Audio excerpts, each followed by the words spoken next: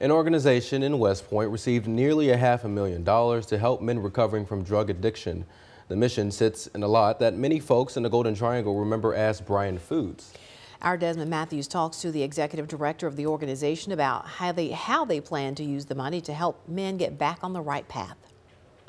Bryan Foods was once the biggest company in West Point. Now the site houses The Mission, a recovery home for men dealing with addiction. The Mission works hand in hand with the Golden Triangle Dream Center. Recently, these organizations received a big boost to help those men transition back into the workforce. The Appalachian Regional Commission awarded over $483,000 in grants to the Dream Center and The Mission. The money also means that the group's volunteers will now be on the payroll. What this is going to allow us to do is take some of the burden off of the mission and actually hire some of the volunteers that have been here for years, pay them a salary, and now we've got them here 5, 6, 7 days a week to do this work.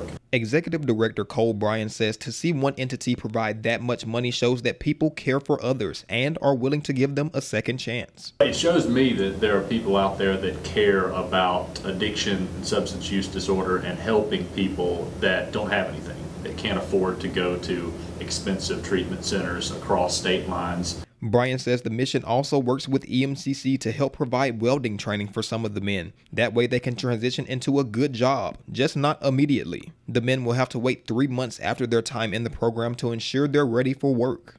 So for the next 36 months, we're going to be out developing additional relationships with more employers.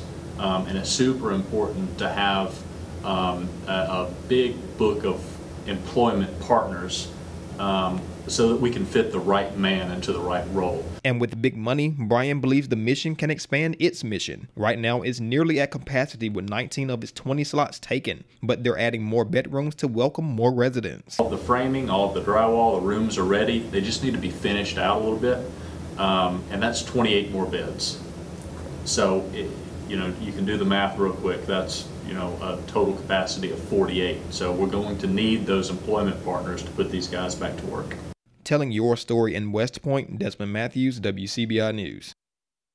And Bryan is hopeful the new bedroom will be completed by next year and have all of those rooms fill once it is done.